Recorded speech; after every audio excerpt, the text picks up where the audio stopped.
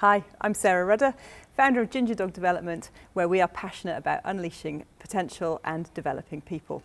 Welcome to the last instalment in our 4-part series, which is all about personality matters. So we've been looking over the last few months at the different types involved in our personality.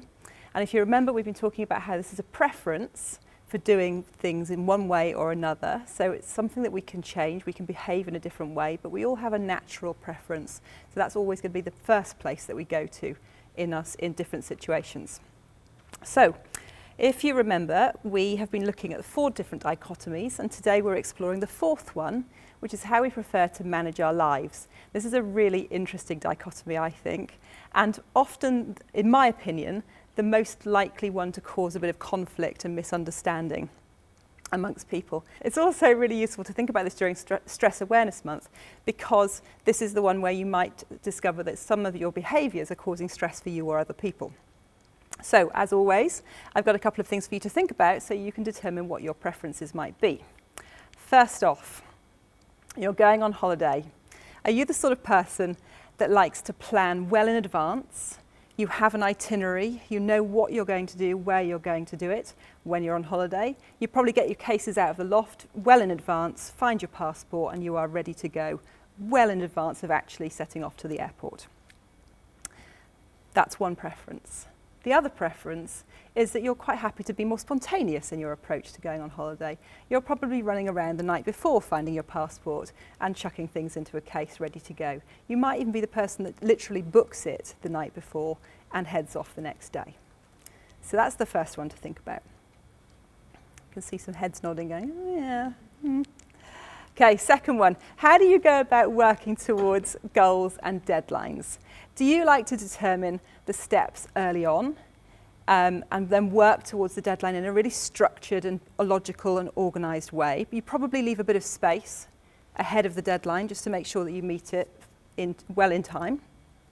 Or do you like to work in a less structured way, keeping your options open and only really pinning things down closer to the deadline? So you probably do a lot of thinking about the project, you probably do a lot of talking about the project, but you don't actually close it down until closer to the time, at which point there's a flurry of activity and you still meet the deadline, you just get there in a different way. One last one to think about. It's Friday. How many plans have you got for the weekend?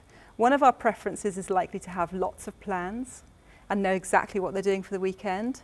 The other preference is more likely to leave things, again, let's use the word spontaneous for this person, more likely to leave things to a later time, maybe wanting to wake up in the morning and decide what they want to do that day, depending on how they're feeling that day.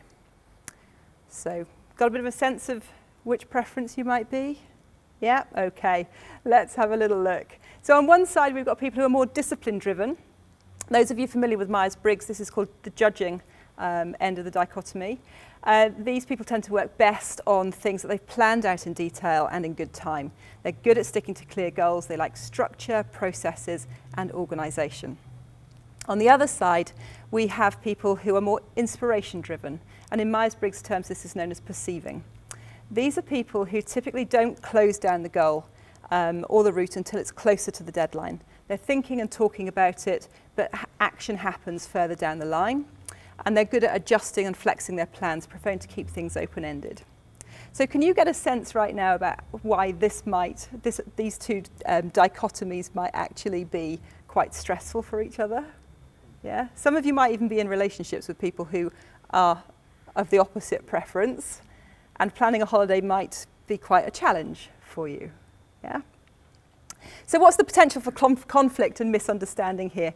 Well, disciplined people might see the opposite way of working as being a little bit chaotic, a little bit too laid back, lacking process and obvious progress.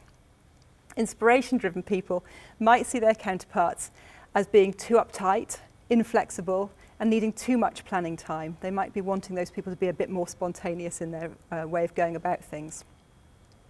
There are, of course, ways that we can work with each other that leverage these two preferences.